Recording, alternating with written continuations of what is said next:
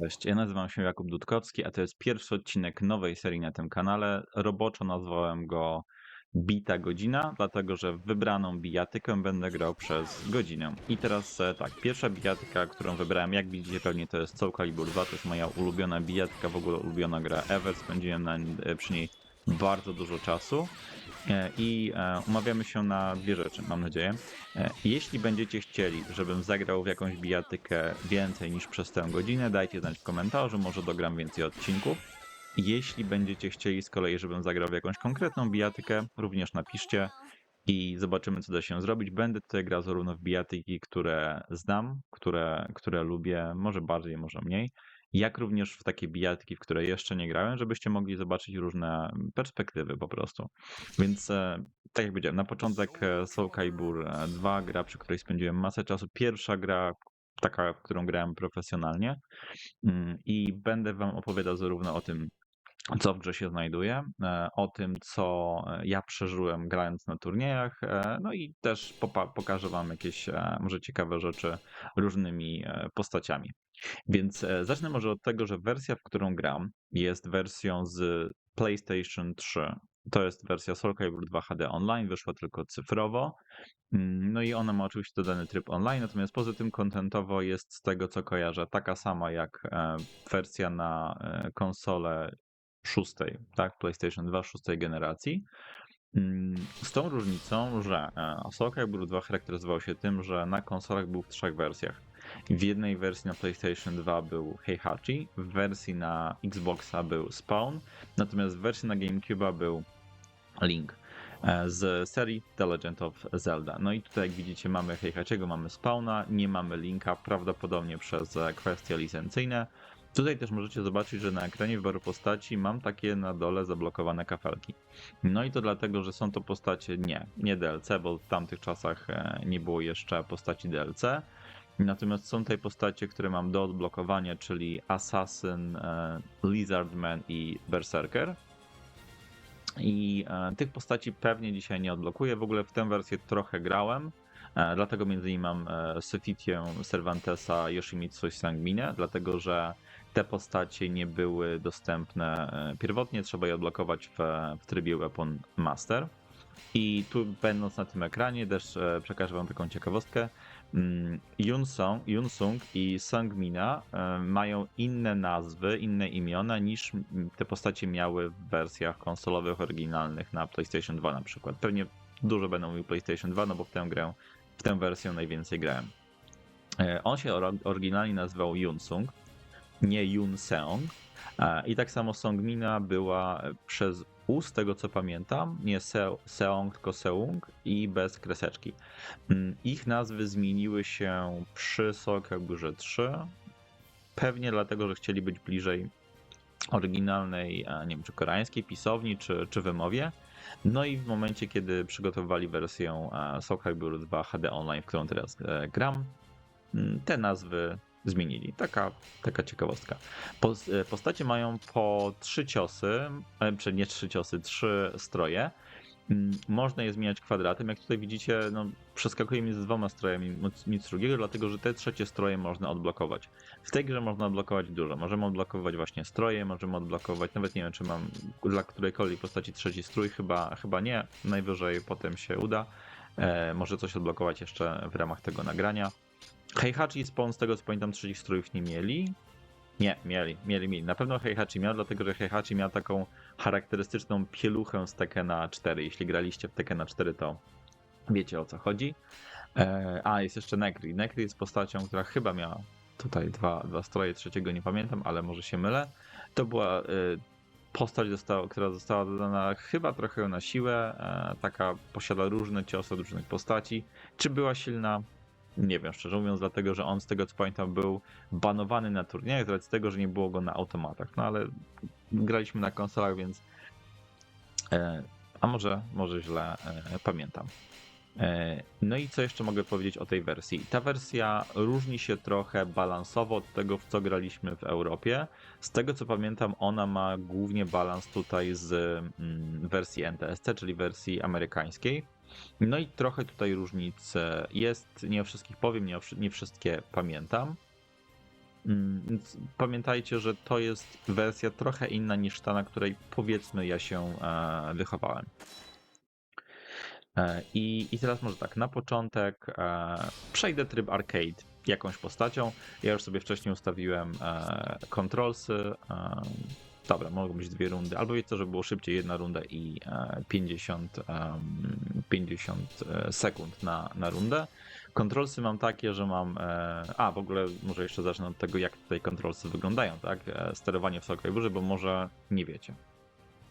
W Soul Caliburze mamy atak horyzontalny, mamy, czyli poziomy, tak? Mamy atak, to jest domyślnie pod kwadratem, atak pionowy pod trójkątem, mamy kopniak pod kółkiem i blok pod krzyżykiem. Czyli 4 przyciski, z czego jeden jest od bloku, dwa są od ataku bronią i jeden jest kopniakiem. Kopniak może być bądź horyzontalny, bądź wertykalny.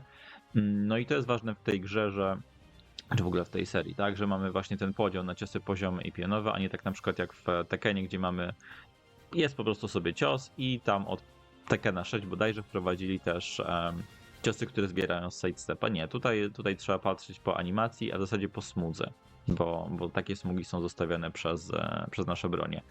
Natomiast nie przez kopniaki oczywiście. No i jak ja sobie ustawiłem? Ustawiłem sobie najważniejsze według mnie przyciski, które warto sobie zbindować na padzie. W ogóle gram na padzie od PlayStation 4, bo nie mogłem znaleźć żadnego pada od PlayStation 3. Nie chciałem grać na hitboxie, no bo nie jestem jeszcze dobry na hitboxie, plus no jednak ta pamięć mięśniowa tutaj myślę, że będzie robiła cuda. Więc A plus B, oba przyciski od ataku bronią. W ogóle taka ciekawostka, nie wiem na ile to będzie widoczne, chyba będzie widoczne na tym nagraniu, ale trójkąt, który tu widzicie, jest wyświetlony trochę niżej środka i w momencie, kiedy ta poświata przesuwa się w lewo, możecie zobaczyć, że tam pod tym przyciskiem, pod tym trójkątem jest taka kreseczka. To po prostu nie docięli w Photoshopie czy gdzieś przed wrzuceniem. Dziwna sprawa. No ale dobra, czyli mam A plus B, mam A plus K, czyli cios poziomy i kopniak. To jest przycisk, który jest bardzo rzadko wykorzystywany i z tego co pamiętam w Soul Caliburze 3 albo 4, chyba w 4, niemalże zrezygnowali z ciosów wykorzystujących samo A plus K. Tutaj mam rzut. Rzuty wykonujemy B plus G bądź A plus G jako takie podstawowe. Wyrwanie jest odpowiednio albo B, albo A.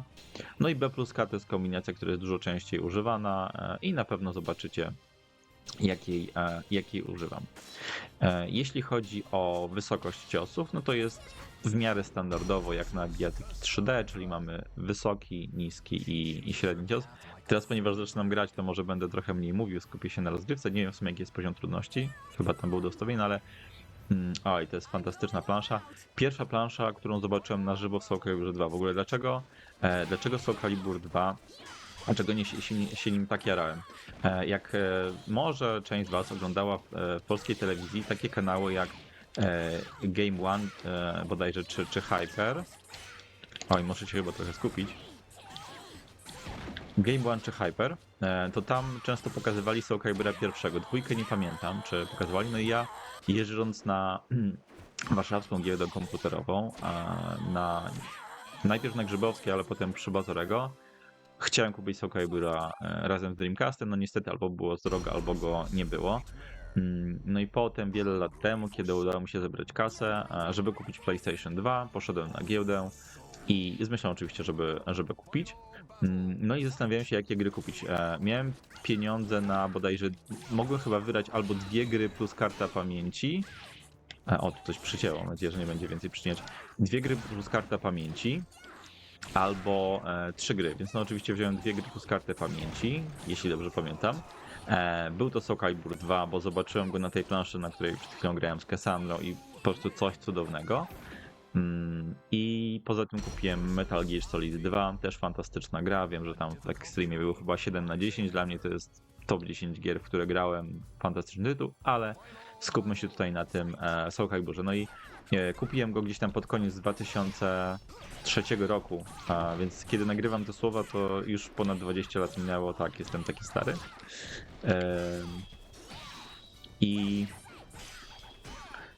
I co? No i sobie tam grałem po prostu w domu, bardzo mi się ta gra podobała.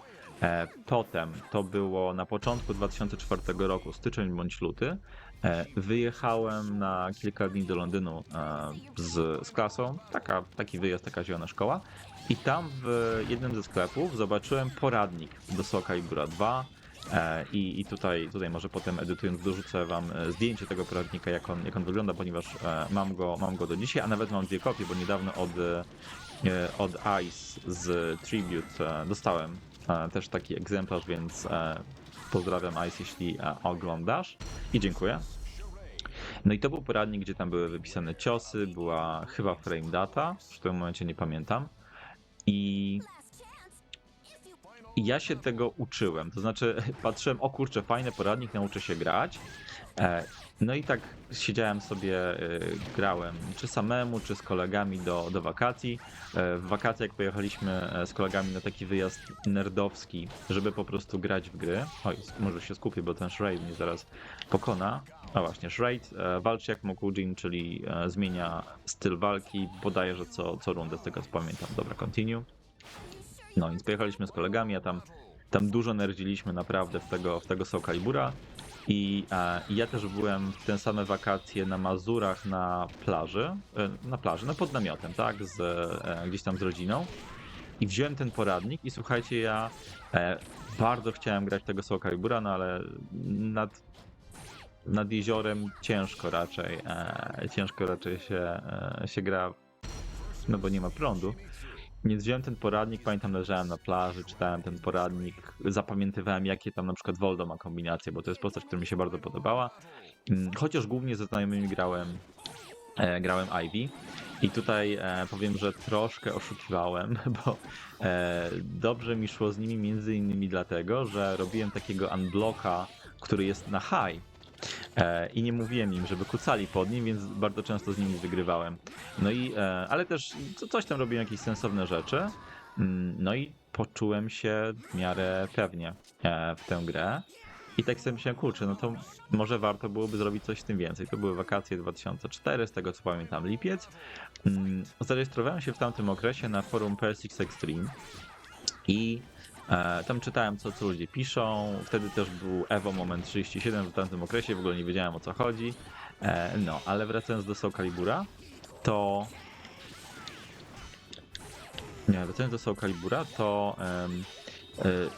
Tam było kilka osób, oczywiście z Soul Calibur Team Poland, tak to się wcześniej nazywało na PSX Extreme, na forum. Były oczywiście pisane poradniki do Extrema, ale o tym może jeszcze powiem, czy w ramach tego odcinka, czy kiedy indziej. Bo mam taki, powiem wam, stos magazynów PSX Extreme czy Neo Plus, głównie Extreme, w których jest albo coś o mnie, albo coś mojego, więc swego czasu w Fighterkowie pewnie będę wrzucał jakieś informacje na ten temat. No i co? Jak w ogóle się stało, że zacząłem grać w te bijatki? Wtedy, z tego co pamiętam, było takie pole, było pole na gadu-gadu. Tak, jeśli pamiętacie gadu-gadu, to jesteście starzy. No ja też jestem. Oj, zaraz mi ten klik rozwali. Sorry, ale ciężko skupić się na mówieniu i graniu jednocześnie. Mam nadzieję, że rozumiecie. Więc pewnie jak będę potem grał w bijatyki, które gram mniej, w które nie grałem w ogóle, no to będę mówił mniej z racji tego, że mało o danej bijatyce wiem, no i będę chciał się skupić na graniu. A to jest swoją drogą ostatnia walka tutaj w trybie arcade. No ale wracając, i tam napisałem do Vince'a. Vince był wtedy czołowym graczem w bijatyki i w Tekkena i w Soul Calibura. Był członkiem Soul Calibur Team Poland, a z tego co pamiętam pochodzi z Lublina. Mam nadzieję, że oglądasz, pozdrawiam. Zawsze będę pamiętał, że to dzięki tobie tutaj jestem. No i napisałem do niego na gadu-gadu. W ogóle to było głupie, bo on miał wtedy status jakiś związany z Pro Evolution Soccer, bo wtedy też grał w Pro Evolution Soccer. Ja coś tam zagadałem jakimiś pierdołami. No ale w końcu napisałem do niego, że tak czaiłem się trochę, no nie, bo kurczę, wiecie, taki żurek wtedy pisze do kogoś, kto jest czołowym graczem w Polsce. Wtedy nie byłem jeszcze na żadnym turnieju, więc było. Tutaj Inferno zmienia się co 1/3 paska w inną postać. Co zrobić co innego niż myślałem. No, ale wracając tutaj do Vince'a, no i Vince zaprosił mnie do areny. Czym była arena? Tutaj najstarsi górale z Warszawy i może też trochę z innych miejsc w Polsce pamiętają. Kawiarenka internetowa, w zasadzie były dwie, potem też była trzecia, ale tam o niej wiem mało. Kawiarenka, w której swego czasu potem też pracowałem, była jedna na stacji Metrocentrum, teraz tam się znajduje inna na środku od strony metra, które jedzie w stronę Okałat. Druga była na Placu Konstytucji, też blisko mnie. Ja wtedy mieszkałem na Śródmieściu w Warszawie. No i tam poszedłem, zaprosił mnie, byli tam gracze z Soul Calibur Team Poland wczesnego, nie wszyscy, ale część. No i tak, poza Vincem był tam Reset, niestety już świętej pamięci od wielu lat nie ma go z nami, mam bardzo miłe wspomnienia z nim. Poza nim był tam Trem, myślę, że trochę mniej znany, bo też się mniej udzielał na forach, ale grał właśnie Xianghuo. Poza tym był tam Soul, którego możecie teraz oglądać na YouTubie na kanale Tactical Gamer. I tak, Soul grał Rafaelem, Vince grał Cassandrą chyba głównie, ale nawet nie pamiętam, czy dużo grałem z nim wtedy. Reset grał Ivy, Trem grał Xianghuo, był też Sway oczywiście, Sway grał Taki i chyba na mnie też wzięła Starofa. No i co, ja tam poszedłem taki trochę na pewniaka, myślę sobie, kurczę, coś tam umiem, a to co umiałem wtedy to może jak skończę tę walkę to pokażę, Ivy robiłem jednego kombosa na znajomych i okazało się, że to w ogóle nie był kombos, bo nie miałem świadomości jak w tej grze działa system juggling, to znaczy w zasadzie nie działa.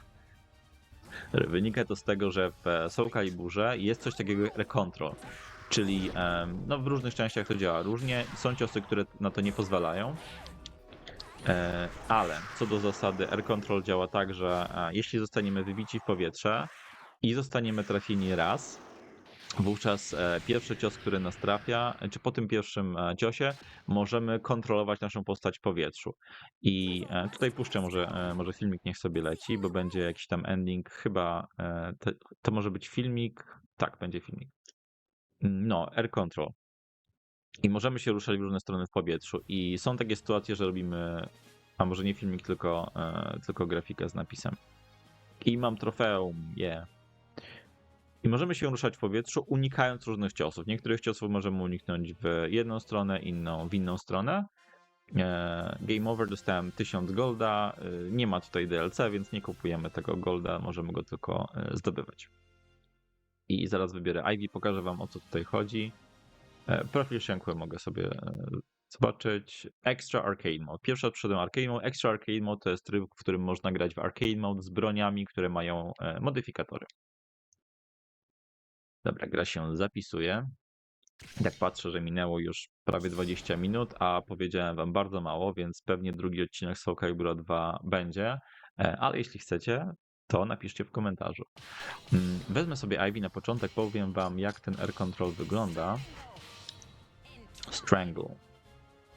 Postać, którą właśnie grałem na początku, potem zmieniłem na inne, ale jak będę mówił o różnych turniejach, to wtedy wam powiem.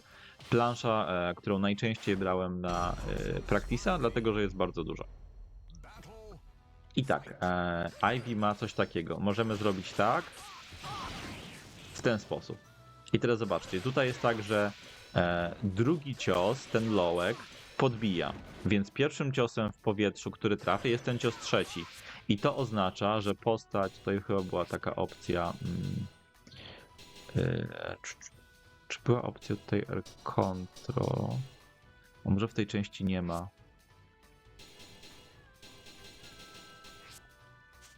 Chyba nie ma, chyba w trójce dopiero wprowadzili. W każdym razie ta Ivy w powietrzu już może się poruszać. No i ja grając, słuchajcie, sobie ze znajomymi robiłem cały czas to. Może jeszcze włączę jak to wygląda na pasku. Zobaczcie, no bardzo dużo obrażeń, 1/3 paska ponad. I co mi przypomniało o jednej rzeczy. W Soul Calibur 2 graliśmy na dłuższych paskach zdrowia. Chyba 125 albo 130%. dlatego że to zadawało bardzo dużo. No i powiedziałem, że to tak naprawdę nie jest kombos, bo można od tego uciec. To, co jest gwarantowane w tej sytuacji, to jest to i to. Więc zadaje niewiele mniej, no ale wciąż mniej. No i wiecie, poszedłem tam do tej wspomnianej areny, gram z chłopakami, tak trochę na pewniaka, bo myślę sobie, kurczę, nie no to umiem, to będę dawał radę. No i okazało się, że oni mi zaczęli uciekać. Ja pytam, o co tutaj chodzi, że u mnie to działa. Oni mówią mi, no air control. Ja tak, aha, kojarzyłem, że coś takiego jest, że można to robić, ale nie pomyślałem, że to tak działa na kombosy. W ogóle o kombosach też moja wiedza była bardzo mała. Nie wiedziałem wtedy, jak się gra profesjonalnie w bijatyki, nie wiedziałem, że w Tekkenie można robić juggle. Jak wcześniej grałem z kolegą, pozdro Krzysiek, w Tekkena, no to on robił Xiaoyu juggle na zasadzie wybitka i potem punche stojąc plecami, ale poza tym no to nasze granie sprowadzało się do tego, że nie wiem, na przykład była wybitka i potem shreddery pola. To było wszystko, więc moja wiedza była wtedy bardzo mała. Nie było wtedy też dostępu do internetu, więc przepraszam, źle powiedziałem, był dostęp do internetu, natomiast YouTube dopiero raczkował. No i mało było miejsc, skąd można było brać informacje o bijatykach. Więc wtedy jak się kojarzyło, jak gra się w bijatykę, jak to robiłeś, no to byłeś gościem, naprawdę. Wracając, więc grałem sobie tam. Co próbuję robić combo? O, to też jest gwarantowane. Zobaczcie, pół paska za coś takiego jeszcze można było zrobić. Coś takiego, tylko to akurat było trudne, bo tu trzeba się odwrócić. O, i to też za kucnięcie pod rzutem 1/3 zdrowia bez tego modyfikatora do 130, z tego co pamiętam, procent zdrowia. No więc gram tam z nimi, no i dostawałem w ciry bardzo mocno. Pamiętam do dzisiaj wynik, który się skończyło to granie kilkugodzinne, 73-3. I wydaje mi się, że te 3 walki, które ograłem, tam chyba była jakaś Astarofem, to były albo bardzo przypadkowe, bo jedna była chyba na takiej małej arenie, gdzie łatwo ring out, a inne to, no wydaje mi się, że chłopaki mogli po prostu dać mi wygrać, tak zmotywować mnie. No ale ja się bardzo mocno zmotywowałem, dlatego że ta gra mi się super podobała. No i tak jak powiedziałem wcześniej, podoba mi się do dzisiaj, moja ulubiona bijatyka ever, ulubiona w ogóle gra ever, więc gdybym miał być na samotnej wyspie i grać w jeden tytuł, no to byłby to pewnie ten, chociaż samemu, no to może niekoniecznie. No i tak, pograłem wtedy z nimi, dostałem w ciry, ale wziąłem się za siebie, uczyłem się dalej i przyszedł czas 2 miesiące później, tak z tego co pamiętam to był wrzesień albo październik, przyszedł czas na pierwszy turniej. Może żeby nie było za nudno na tym ekranie, to ja odpalę jakiś tryb Weapon Master, żeby sobie w tle zdobywać jakieś rzeczki. Tylko pamiętajcie o tym, że ponieważ mówię, no to nie mogę się skupić na grze, może potem spróbuję się skupić trochę więcej. Na pewno wam powiem o tym, o kilku postaciach, jakieś takie ciekawe rzeczy, ciekawe narzędzia, których używaliśmy. Zanim przejdę do tego mojego pierwszego turnieju w Soul Calibura 2 i chyba w ogóle pierwszego turnieju w bijatyki, no to powiem wam o tym trybie. To jest taki tryb, gdzie wchodzimy sobie i wykonujemy różne misje, chodzimy po mapce. Oczywiście to chodzenie po mapce jest trochę ograniczone, no bo mamy tylko takie plansze, ale właśnie tutaj mamy też co jakiś czas dungeony. I te dungeony chyba nie są, a może są losowane. No i każdy taki pokój to jest jakaś walka z jakimiś specjalnymi ustaleniami. Tu na przykład muszę. Aha, to jest fajne, bo tutaj wieje wiatr. Więc jesteśmy na planszy z wiatrakiem, gdzieś tam w tle wieje wiatr, więc twórcy pomyśleli, a dodajmy taki modyfikator. I jesteśmy przesuwani, zaraz zobaczycie. O, widzicie, idziemy w dół, więc jeśli ja teraz trafię jakimś ciosem, to on zaraz go pewnie zrzucę. Nie, albo on mnie zwróci. Dobra, idziemy w tę stronę, więc są takie fajne modyfikatory, no i gramy sobie w tym i zjechał. Pamiętajcie, jak gracie w Soul Calibura, zrzucicie kogoś z planszy, sami spadajcie, bo to jest takie bardzo honorowe. Wtedy ktoś wie, że wy jesteście OG. Dostałem złoto, dostałem expa, za expa dostaje się poziom i to mi przypomina, że Lizardmana nie odblokuje na pewno na tym nagraniu, dlatego że żeby go odblokować potrzeba mieć level chyba 72, 76, coś takiego, dopiero wtedy odblokowuje się możliwość zdobycia go, więc jego na pewno nie będzie. Dobra, mamy tutaj takie różne plansze. No i więc przejdę do tych plansz, których jeszcze nie przyszedłem. O, tu mam akurat dungeona. Szybki przeskok, tutaj napiłem się wody, bo już mi trochę zasło w gardle, zresztą słyszeliście pewnie przed chwilą, jak to moje gardło brzmiało. Trochę się boję, że tutaj będzie słabo, bo to jest już 6. rozdział, a tu jest chyba jakaś specjalna misja, też rozdział. Poziom trudności też 4. Okej, to jeszcze mi się nie udało. Dobra, będę grał, będę trochę lamił, ale może, żeby było łatwiej, zmienię sobie postać. O, właśnie. Jest tutaj sklepik, więc możemy sobie kupować rzeczy dla różnych postaci. Możemy. Nie będę chciał Cervantesem. Jest to dobra postać, ale chyba jednak skupię się na może Sofiti. Tak, chyba Sofiti. Albo nie, przepraszam, Talim. To będzie fajna postać, bo ona ma taki przegięty cios 3-3A, zresztą zaraz wam powiem. No i tak, możemy tutaj kupić coś takiego jak Exhibition Theater. To jest taki pokaz postaci z różnymi animacjami. Co tu jeszcze możemy kupić? Aha, w tej chwili tylko to. Okej. Bronie chyba zdobywamy w różnych misjach.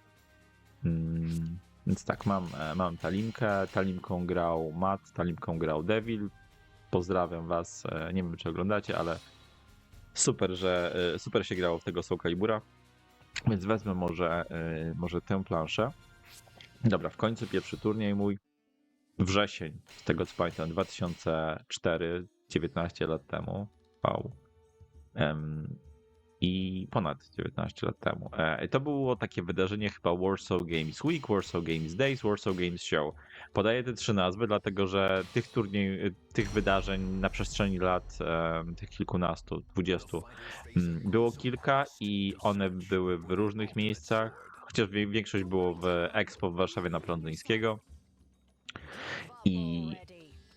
No i to był mój pierwszy turniej, drabinka Single Elimination. Ktoś tam organizował, ale organizatorzy raczej tacy, no wiecie jak to jest, ktoś sobie organizuje wydarzenie, a zróbmy sobie turniej przy okazji. Pokaz gier to przy okazji turniej. To był turniej na GameCube. My w arenie wspomnianej graliśmy na Xboxie głównie, dlatego że wersja na Xboxa była najbardziej stabilna. W domu grałem na PlayStation 2, bo miałem PlayStation 2 i tutaj jeszcze może dodam jako ciekawostkę a propos wersji na PlayStation 2, ona miała przełącznik między 50 a 60 Hz. I graliśmy oczywiście na 60, ale jeśli ktoś nie miał telewizora, który wspiera te 60 FPS-ów, tak, herców, to no to albo grał na 50, gra wtedy była wolniejsza i miała też inne właściwości ciosów czasem. No albo grał w 60, ale w czerni i bieli, po prostu jego telewizor nie wyrabiał. Cios, o którym wcześniej wspominałem, 3-3A Talim. Zobaczcie, to jest miazga, to jest bezpieczny cios, 2 midy, ring outuje. Talim wtedy ma tech jumpa, czyli nie można jej trafić lowami, ma tech croucha, częściowo nie można jej trafić highami, więc po prostu masakra. Tym ciosem można było wygrywać z wieloma graczami wtedy. Wróćmy do tego turnieju. I drabinka Single Elimination, byliśmy tam w kilka osób z areny, tak to nazwijmy. A tu swoją drogą w lewym dolnym rogu, nie wiem czy zdążyliście zauważyć, jak kamera tak najeżdżała, był taki bug, taki paseczek, który jest chyba tylko w tej wersji. No i my wtedy nie znaliśmy nawet, nie wiedzieliśmy jaka będzie drabinka, tylko byliśmy wyczytywani. A kwestia GameCube'a to były 2 problemy. Po pierwsze, trzeba było mieć przejściówkę, bo inaczej należało przejściówkę do kontrolera, bo inaczej trzeba było grać na kontrolerze od GameCube'a, który no, jest ok, ale do bijatek może niespecjalnie. A druga rzecz jest taka, że ta wersja na GameCube, miała linka, linkiem i tak nikt tam nie grał, ale ta gra, z tego co pamiętam, w wersji na GameCube'a miała odwrócone animacje rzutów. To znaczy, tak jakby kamera była w drugą stronę, co nas zaskoczyło. Może źle pamiętam, ale wydaje mi się, że tak właśnie było i to było dziwne. O, teraz mamy taką bardzo małą planszę. Tej planszy swoją drogą nie można wybrać normalnie na Versusie. Widzicie, 3-3-A for the win. Nie można tej planszy wybrać na Versusie. A, tu jest jeszcze w ogóle chyba timer na górze dotyczący całego dungeona, więc trzeba się spieszyć. Może być nawet tutaj w pewnym momencie ślepa uliczka. Tak, time limit, dobrze. Nie czytałem tego wcześniej, bo po co czytać, trzeba się bić.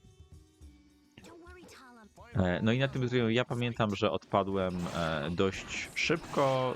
Tam wygrałem może, nie wiem, 1-2 walki. Śmiesznie było z Tremem, bo widziałem, że poszedł z kimś grać. Tam chyba się grało do jednej wygranej walki bodajże, więc jak się trafiło na taką planszę, no to można było popłynąć, odpaść dość szybko. Nie tę, no bo tak jak powiedziałem, tej chyba nie ma, ale są o podobnej wielkości. Jest taka egipska, bardzo, bardzo znana. No i widzę, że Trem idzie grać z kimś, tak? Z kimś nieznanym, no to nie można było tam podejść, bo ten box, w którym graliśmy, był dość mały, więc wchodziły tylko osoby, które grały, nie można było patrzeć, jak ktoś gra, chyba że dało się z daleka, ale to było trudne.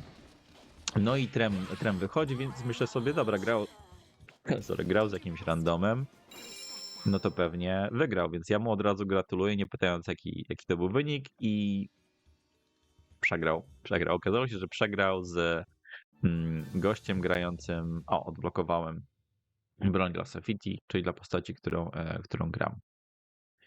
Nie gram. Grałem trochę, ale teraz gram oczywiście Talim. No i on przegrał z kimś grającym Klikiem. Co się okazało? Ja tego człowieka nie znałem. Nie znałem też jego kolegi, teraz już znam i jego kolegą jest Mariusz, którego możecie znać z warszawskiej giełdy, takiej z grami, która jest raz na 2 tygodnie przy GUS-ie. Kanał Retrowizja, Warszawskie Muzeum Gier, tak to się chyba nazywa, jeśli przekręciłem nazwę, to przepraszam. Mariusz grał wtedy Mitsurugim, jego kolega grał wtedy Kilikiem, obu panów pozdrawiam. No i potem jeszcze zdarzyło się, że z Mariuszem kilka razy graliśmy, natomiast Mariusz jest spod Warszawy, z Komorowa, z tego co pamiętam. Ja u niego nie byłem, on był u mnie chyba raz też graliśmy u Ringa.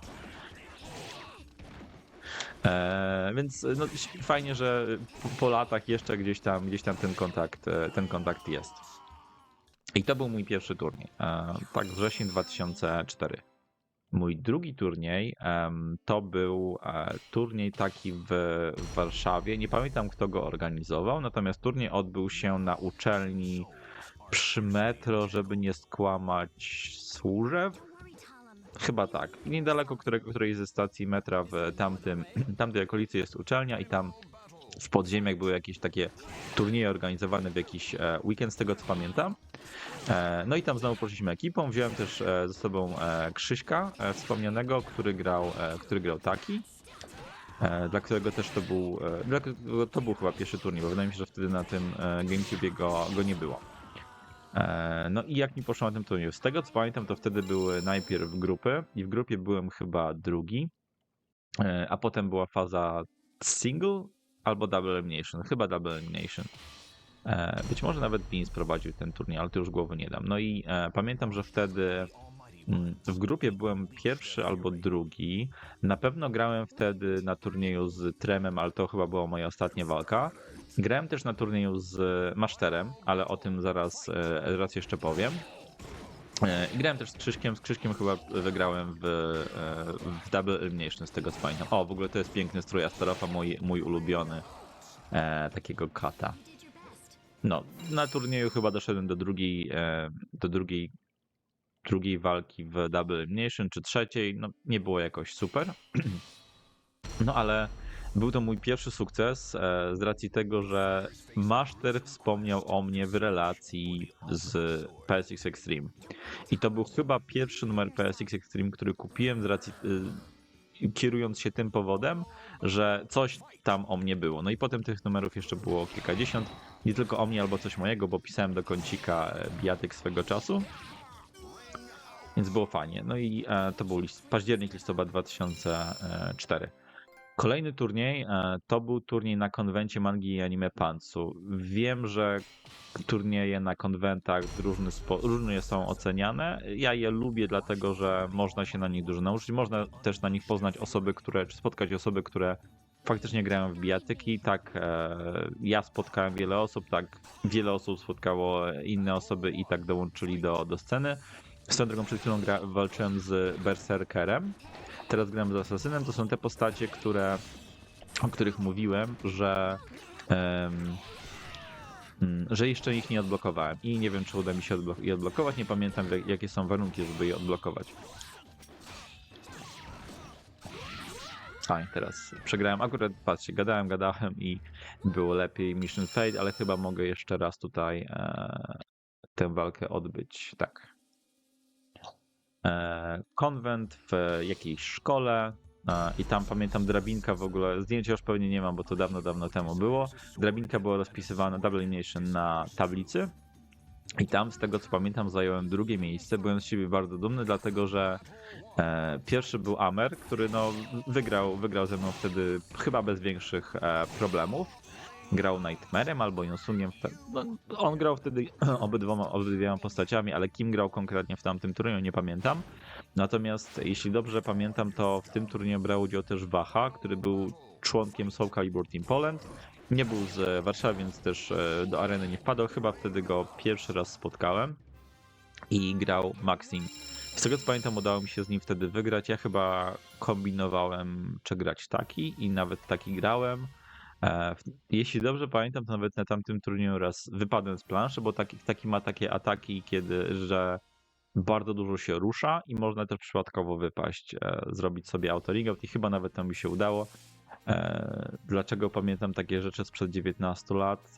No to jakoś tak zostaje w głowie. Myślę, że to są ważne wydarzenia dla nas w historii naszego gamingu, powiedzmy tak prywatnie.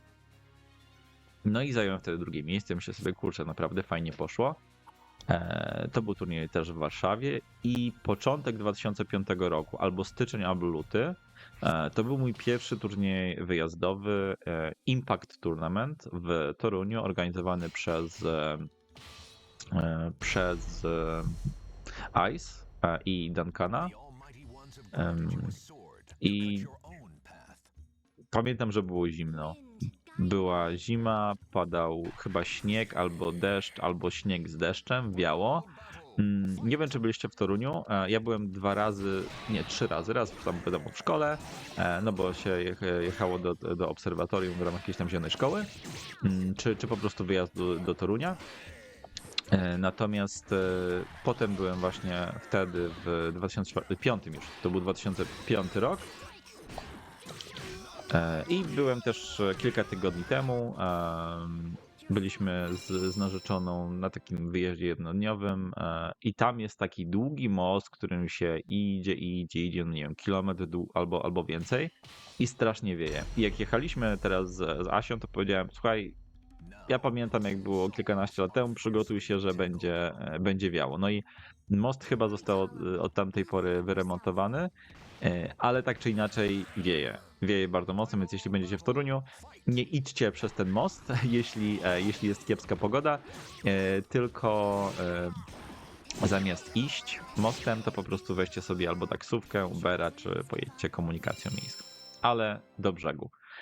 Był ten turniej, tam było kilka różnych bijatyk, był Third Strike, był Soul Calibur 2 i był też Tekken 4. To był w ogóle mój pierwszy turniej Tekkena, ale powiedzmy, że go pominijmy. Ja tam wystartowałem z nudów i pamiętam, że ktoś potem na forum Extrema, może Jamor, pisał tak ogólnie, że ej, słuchajcie, jak nie umiecie grać w bijatyki, to nie zapisujcie się, bo tylko turniej się wtedy przedłuża.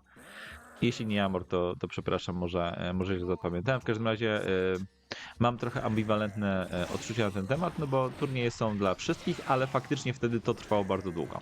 No dobra, ale to był Tekken 4, ja wtedy nawet ciosów nie znałem w Tekkenie. Pojechałem tam na Soul Calibura, pojechaliśmy w sobotę, wracaliśmy w niedzielę rano. Turniej się skończył bardzo późno na miejscu, gdzieś tam na jakichś stołach, gdzieś nocowaliśmy. To był turniej w jakimś klubie chyba, z tego co pamiętam blisko rynku. No i jechałem tam z nadzieją, że uda mi się zajść daleko, że uda mi się może nawet stanąć na podium i faktycznie udało mi się zająć trzecie miejsce na dużym turnieju. To był w ogóle mega sukces dla mnie, bardzo się cieszyłem. Pierwsze miejsce w tamtym turnieju zajął Reset. I tak, nagrodą za... O, tutaj jest fajnie, bo wybucha podłoga. Coś, co teraz się dzieje... Dzięki. Coś, co teraz się dzieje również w Tekkenie. W Tekkenie 8 będzie. No, drugie miejsce zajął wtedy Matt. Ja byłem trzeci, czwarty był Gon. I najpierw mieliśmy fazę grupową, potem Double Elimination. W fazie grupowej było nas 5 albo 6. W ogóle w tamtych czasach w turniejach Soul Calibura udział brało nawet czasami więcej osób niż w Tekkena, co dzisiaj jest nie do pomyślenia, ale tak faktycznie było. Byłem w grupie m.in. z Devilem, który grał Talimką, kapił mocno, ale udało mi się z tego co pamiętam wygrać. Grałem też w grupie z Madentim, którego wtedy spotkałem i takich kilka ciekawostek. Po pierwsze, Madenti nazywa się tak samo jak Snake.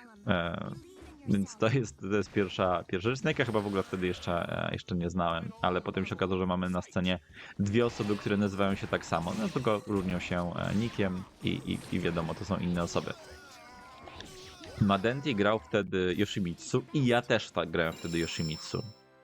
Kolejna rzecz. Wchodzimy na nastawienia controlsów. Okazuje się, że mamy takie same controlsy. To było dość dużym zaskoczeniem dla mnie. I nie, to było dziwne. I co ciekawe, potem okazało się, że gramy też podobnie. Mi się udało chyba minimalnie wygrać, więc wyszedłem z grupy. Potem w Double Elimination grałem z różnymi osobami, których w większości nie pamiętam. Jedyna walka w zasadzie z DE wtedy, którą pamiętam, to jest walka o wejście do top 3. Fajnie się przewrócił, jak wstał. Wejście do top 3 z Gonem. Gon grał Nightmare'em, ja na niego wziąłem Ivy. Dlaczego wziąłem Ivy? Jak skończę tego Podmastera, to może uda mi się jeszcze zdążyć przejść po kilku postaciach. Nightmare'em używał przód B. To był bardzo znany cios, który unika, jest bezpieczny i jest na mid i zadaje dużo obrażenia, przewraca. Unika dlatego, że Nightmare robi takiego stepa na samym początku. I on tego ciosu bardzo dużo używał. Natomiast ja oglądając jego walki wtedy na tym turnieju zauważyłem, że on tego ciosu używa nawet z daleka, nie myśląc o tym, że ktoś, że zwifuje ten cios. I wtedy pomyślałem sobie, dobra, to ja wezmę Ivy i będę go whiff-punishował. Ivy miała, wtedy się to robiło jako przód B plus K, taki cios, który przybliża postać. No i tego używałem i potem grając z Gonem zdałem sobie sprawę z tego, a może oglądając przy okazji jego walki z Resetem, to już nie pamiętam, zdałem sobie sprawę z tego, że on też nie wyrywa rzutów specjalnych, ani pod nimi raczej nie kuca. Ivy ma bardzo mocne rzuty specjalne. Może od razu pójdę do tego practice'a. Ivy miała wtedy bardzo mocne rzuty specjalne, w zasadzie to jest jej popisowy atak, tylko robiła się ciężko. I teraz co ja robiłem?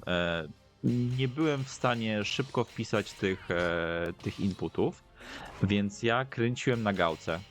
Robiłem 3 razy kręcenie na gałce, żeby zrobić input do rzutu. On jest taki, zaraz wam pokażę, jakie te rzuty mają inputy skomplikowane, no ale dało się, tak, wchodzimy sobie do rzutów, no i popatrzcie na te strzałeczki. Fajne, nie? Dużo tego. Więc dół, przód, góra, tył, przód, dół, przód, dół, tył. I na przykład A plus B. Więc co ja robiłem? Ja robiłem wtedy coś takiego i potem kręciłem gałką. I wchodził mi rzut. Kręcę sobie gałką, kręcę i wchodzi. Tu musiałem kręcić w drugą stronę, tak? No, mi się akurat nie udało, no ale kręcę gałką, kręcę i wchodzi rzut tutaj nawet opóźniony, bardzo duże obrażenia. Jak wezmę teraz Simple, o, widzieliście może teraz jeszcze w plecy, no ale po czymś takim jak zwifował i nie kucnął pod rzutem, nie wyrwał się z rzutu, to były bardzo duże obrażenia.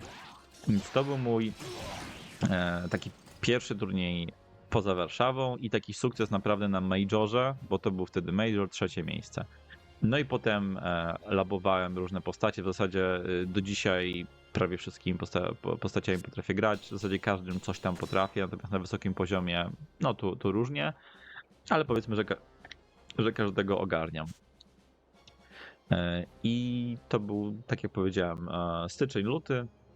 Potem przez długi czas, tego co pamiętam, turniejów nie było. I potem zostałem zaproszony do pomocy przy turnieju w Górze Kalwarii. Jeszcze zanim do tego przejdę, jedna rzecz, która mi się przypomniała odnośnie tego turnieju w Toruniu. Tam oryginalnie do wygrania miał być arcade stick, taki duży, podwójny, jakiś, nie pamiętam jak się nazywa ta firma, no ale wiecie, to robiło wrażenie. I on został zamówiony przez organizatorów z serwisu Tribute, bo tak się nazywała strona i forum, którą Ice z Duncanem prowadzili. Najpopularniejsza wtedy strona Ahsoka jakby w Polsce, w zasadzie chyba jedyna, ale na pewno najpopularniejsze forum. No ale ten kontroler nie dojechał, więc musieli wymyślić na czas, więc musieli wymyślić jakąś inną nagrodę i co wymyślili? Xboxa. Reset dostał Xboxa. A co się stało z tym kontrolerem, który przyszedł, który w końcu dotarł, ale nie na czas?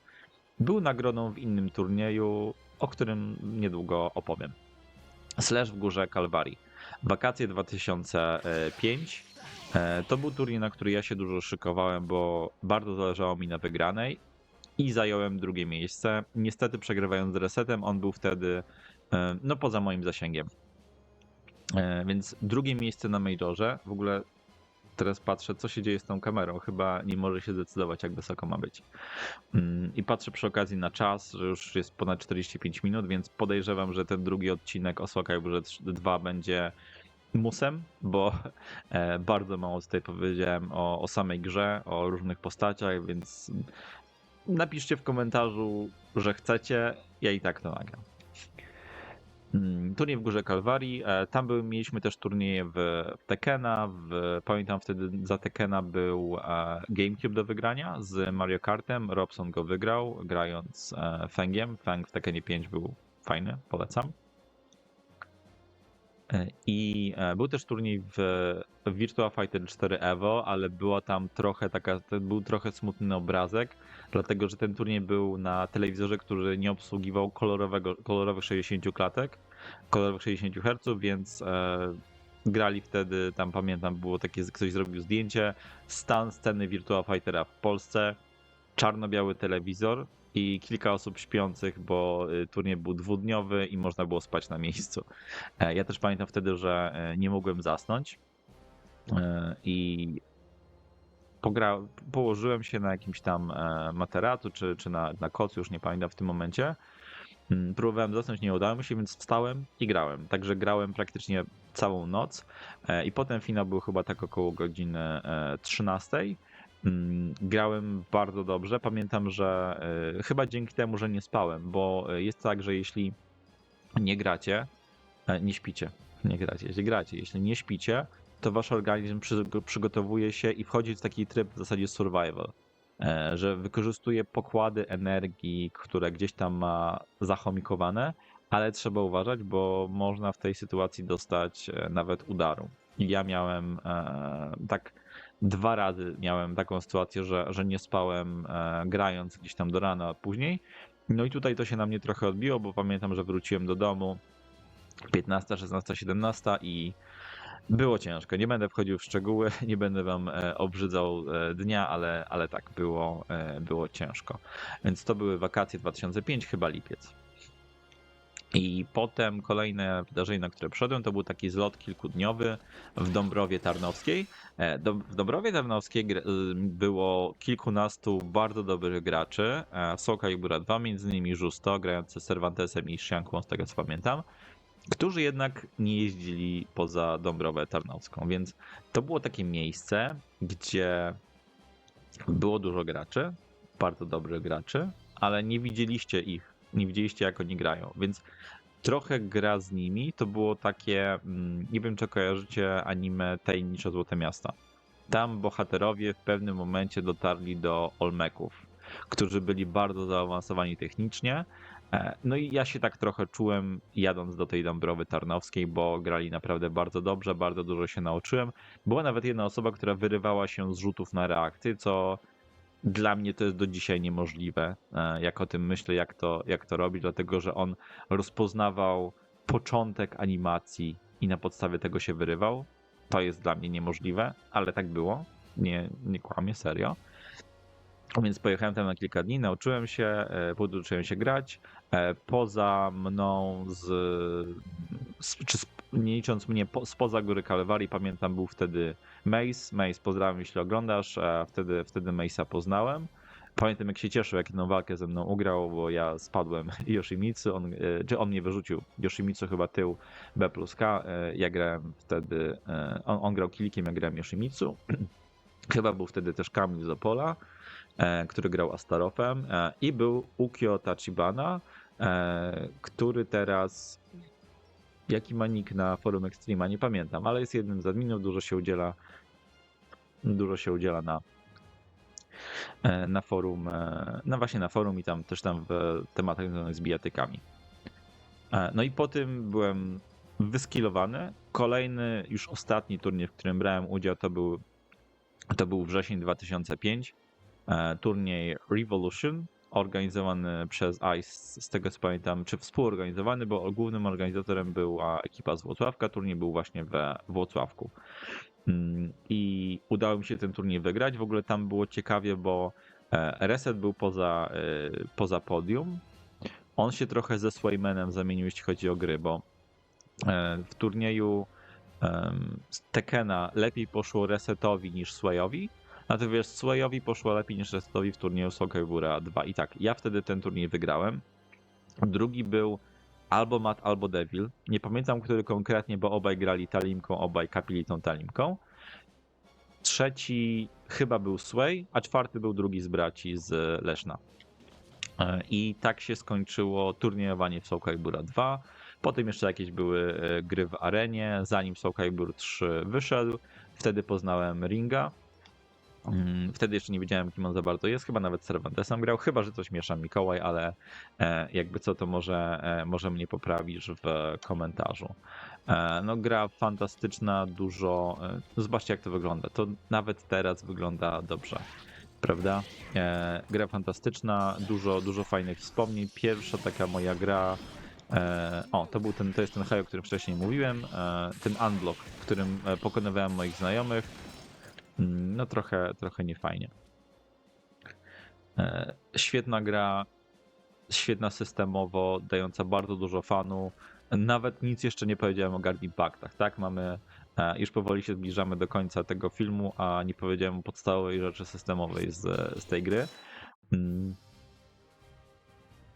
I co? I może ja zacznę trochę omawiać te postacie, żeby pokazać wam, o czym powiem w kolejnym odcinku poświęconym Soul Caliburowi 2. Nie wiem, czy nagram go jakoś w niedługim czasie, czy zrobię sobie przerwę, może żeby zapomnieć o czym mówiłem, trochę odpocząć, ale skupię się pewnie właśnie na tych postaciach, może trochę więcej pogram, trochę mniej opowiem.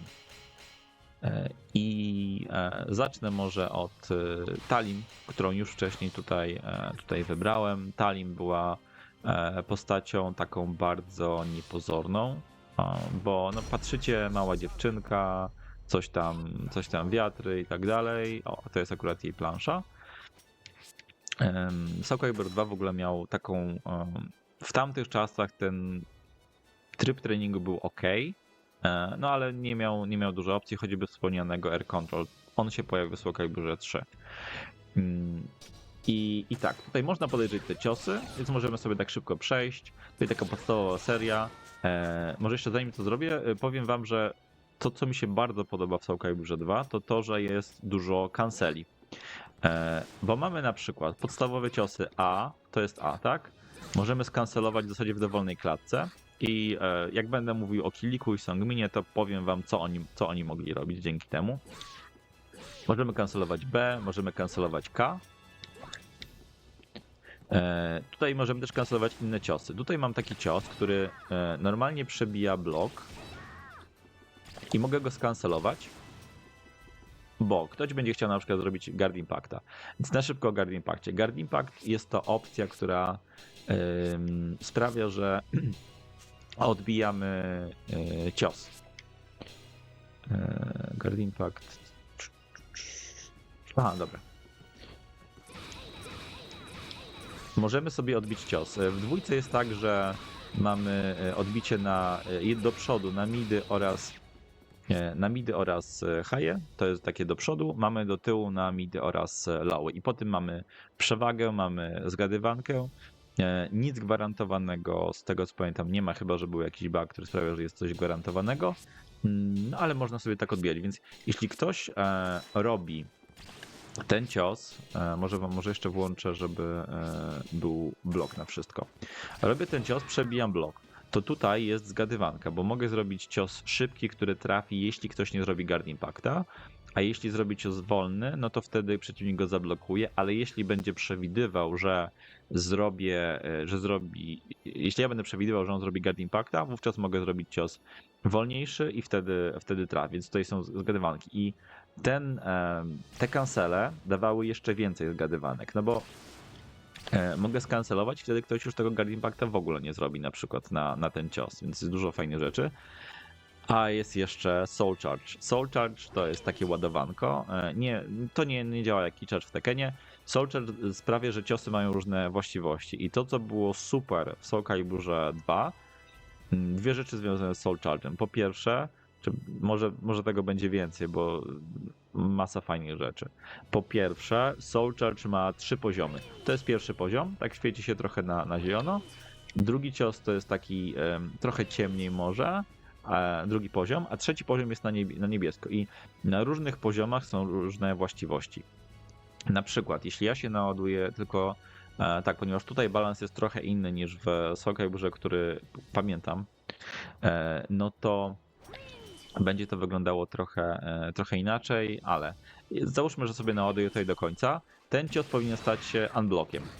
Ten ogień oznacza, że ciosu nie można zablokować, więc trzeba go Guard Impactować. W Soul Caliburze 2, jeśli mamy cios, który jest po prostu unblockiem, to nie możemy go z Guard Impactować, nie możemy go oczywiście zablokować. Natomiast jeśli cios jest unblockiem po Soul Charge'u, możemy go z Guard Impactować.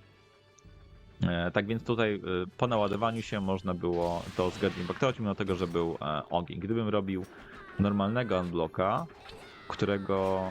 to na przykład jest normalny unblock, to tego już nie można byłoby z Guard Impactować. Co więcej fajnego o Soul Charge'u? Soul Charge, można ciosy kancelować Soul Charge'em. Akurat Talim chyba nie mogła, więc pokażę przy innych postaciach. Najfajniejsza rzecz, najfajniejsza według mnie, z której mało kto zdaje sobie sprawę. Tak grając, patrzycie, wiecie, że tak jest, ale dlaczego? W trakcie Soul Charge'a mogę chodzić. I teraz dlaczego? W trójce, chyba w jedynce się nie dało, w trójce się nie dało, dopiero tutaj, tylko tutaj się dało. Dlaczego? To jest, mało kto o tym wie, ale w Soul Caliburze 2 dolna i górna część modelu postaci, czyli poniżej pasa i powyżej pasa, były animowane osobno. Dzięki temu mogłem sobie chodzić, no bo jak sobie chodzę tutaj, no to nóżki chodzą zawsze w taki sam sposób, ale zobaczcie, jak ja się ładuję, nóżki są w taki sam sposób robione, ale postać jakoś tam rękami rusza, tak? Więc to sprawia, że mogę chodzić w trakcie Soul Charge'a, mogę tego Soul Charge'a też anulować w dowolnym momencie, ale to, że mogę chodzić, to, że oni animowali tak osobno, to jest dla mnie coś niesamowitego nawet teraz. Po prostu cudo. Jeszcze tylko pokażę, żeby nie być gołosłownym. Mam nadzieję, że tutaj nie oszuka mnie Practice. To jest Guard Impactowane. To nie jest Guard Impactowane, a jeśli zrobię w ten sposób, to już jest Guard Impactowane i tu nawet widzieliście tego Guard Impacta w drugą stronę. I zaraz mi się kończy czas. Ma być bita godzina grania, więc tutaj nie chcę być gołosłownym. Jeszcze może wam pokażę, że jak szybko jak skanceluję cios tuż przed trafieniem, to z racji tego, że Guard Impact ma jakieś klatki startupu, tak? On nie wychodzi w pierwszej klatce, tylko tam powiedzmy, nie wiem, 5., 7., już w tym momencie nie pamiętam, to Talim przeciwnik musi zrobić Guard Impacta, zanim mój cios trafi. I tutaj, ponieważ jestem w stanie skancelować cios niemalże w dowolnej klatce, to tutaj widzicie, że ona musi zrobić tego Guard Impacta, zanim mój cios wchodzi. A ponieważ ja go anuluję, nie, teraz mi akurat nie wychodzi. Ponieważ ja go anuluję, no to ten Guard Impact nie wchodzi i ja wtedy jestem w stanie ukarać na przykład przez BB. Mało tematów, znaczy inaczej, poruszyłem tematów dużo, natomiast chciałbym poruszyć jeszcze więcej, więc widzę, że ta godzina, jak na grę, o której wiem dużo, w którą dużo grałem, to jest trochę za mało, więc myślę, że przy takich odcinkach, znaczy przy takich grach odcinki będą dłuższe. Mija godzina. Ja wam dziękuję za obejrzenie tego. Zapraszam do zostawienia łapki w górę, zasubskrybowania kanału oczywiście i widzimy się w kolejnym odcinku, czy to bitej godziny, czy fighterkowa. Dzięki, cześć.